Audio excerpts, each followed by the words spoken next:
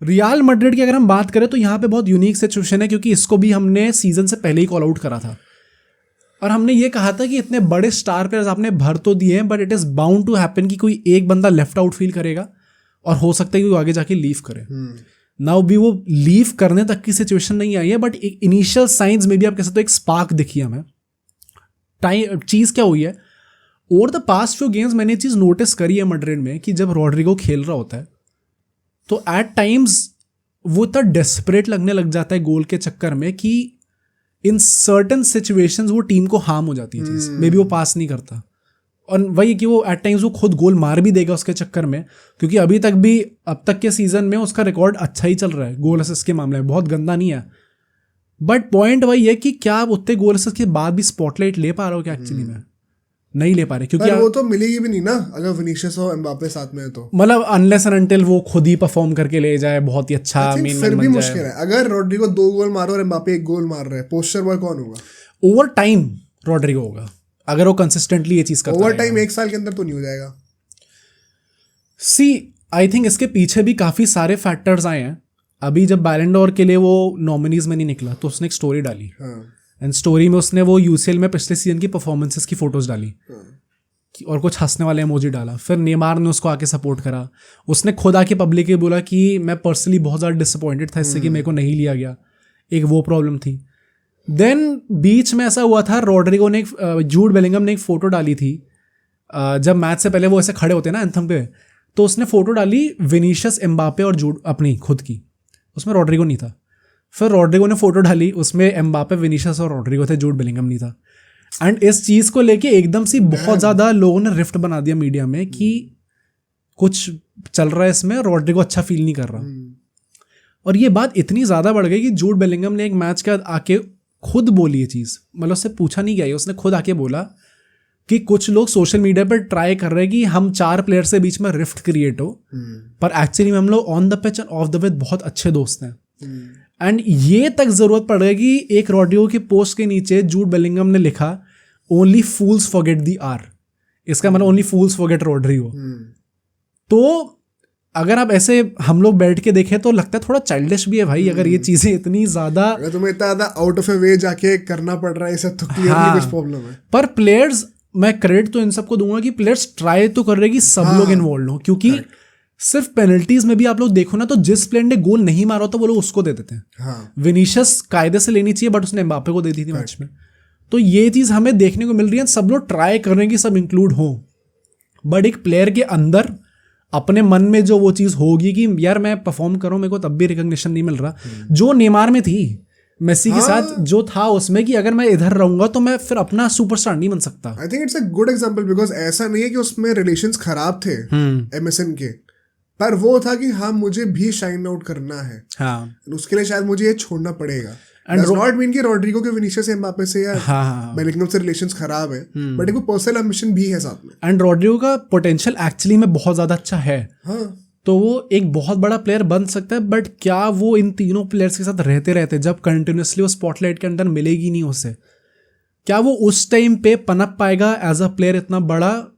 It remains to be seen, क्योंकि उसके लिए आपको समथिंग एक्स्ट्राऑर्डिनरी करना पड़ता है। जब नेमार नहीं कर पाया वो, ऑल्दो उसके साथ में मेसी था, तो क्या हम वो चीज एक्सपेक्ट कर सकते हैं कि वो रॉड्रिगो वो चीज कर लेगा? बहुत ज्यादा डिफिकल्ट है। आउट ऑफ पोजीशन भी है, नेमार एटलीस्ट लेफ्ट विंग पे तो था। एंड ये आउट ऑफ पोजीशन वाला पॉइंट इसलिए इतना इंपॉर्टेंट है क्योंकि आर्दा गुलर जब भी स्टार्ट करता है राइट विंग पे तो वो कंपैरेटिवली बेटर लगता है। एंड नेचुरली इसमें कुछ रॉड्रिगो की बुराई नहीं है, it is because Rodrigo actually में लेफ्ट विंगर है भाई। राइट विंग पे जब कट इन करके लेफ्ट फुट पे आएगी आर्दा गुलर के, तो नेचुरली उसके लिए वो चीज बेटर होगी। तो रॉड्रिगो को आउट ऑफ पोजीशन खेलना पड़ेगा और फिर उनको इन 3 प्लेयर्स को आउटसाइड भी करना पड़ेगा, तो एक काफी अनफेयर डील है वो। अनफेयर डील है, but what else were you expecting is my question. हो नहीं सकता।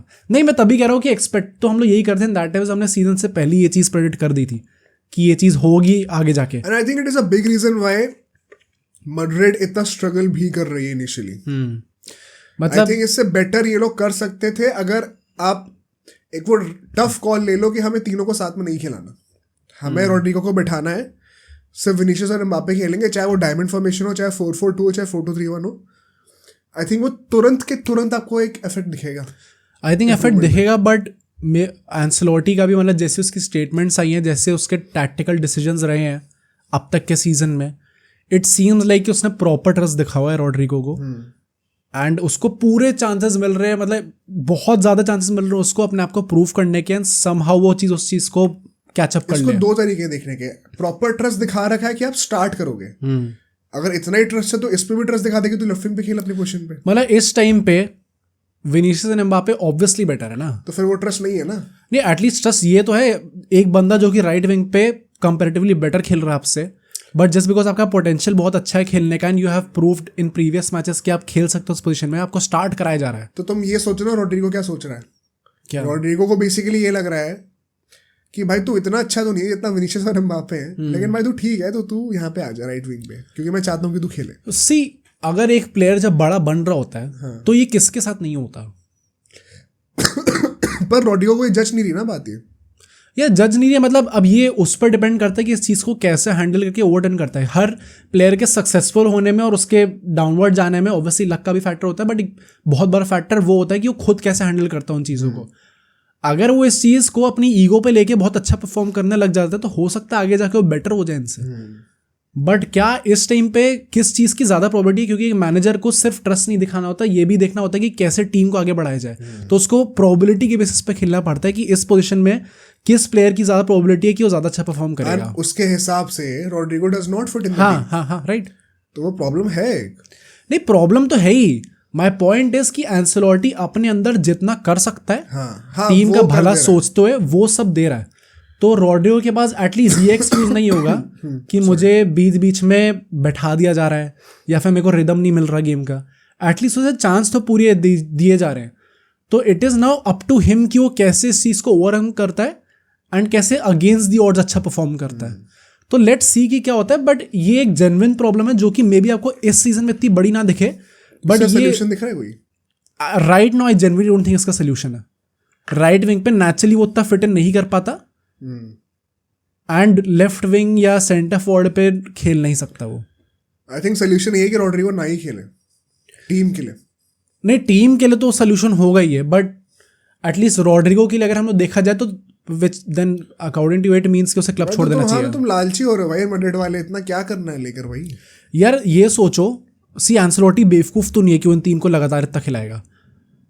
अगर ये तीन एक्चुअली क्लिक कर गए तो अगले 10 साल सेट है, कुछ सोचना ही नहीं पड़ेगा, क्योंकि तीनों प्रोबेबिलिटी लेकिन ज्यादा इसकी है कि ना क्लिक करें। यार अभी देखो कितने मैचेस हुए हैं, अभी आधा सीजन भी नहीं हुआ। तो मैं तो बस यही कह रहा हूँ, इससे प्रोबेबिलिटी ज्यादा है प्रोबेबली इस टाइम पे, बट मतलब आई थिंक सो एटलीस्ट इस पूरे प्रोजेक्ट को एक सीजन तो आप दे ही सकते हो। कितना लॉन्ग टर्म में एक टफ कॉल लेनी पड़ सकती है, मैं बस इतना कह रहा हूँ। इस चीज को प्रॉपर्ली अनलेस अनटिल बीच में और कोई डेवलपमेंट होता है इसमें और ज्यादा हो जाता है, बट सीजन के एंड में we can actually have a proper discussion on this कि क्या निकाला जा सकता है, इसको नहीं निकाला जा सकता। अब सोचो अगर एक क्लिप इतनी बढ़िया थी तो पूरा का पूरा पॉडकास्ट कितना बढ़िया होगा। तो अगर आपको इसी क्लिप का पूरा पॉडकास्ट देखना है तो यहाँ पे क्लिक करिए, और अगर आपको ऐसे ही और क्लिप्स बिंज वॉच करनी है तो यहाँ पे क्लिक करिए।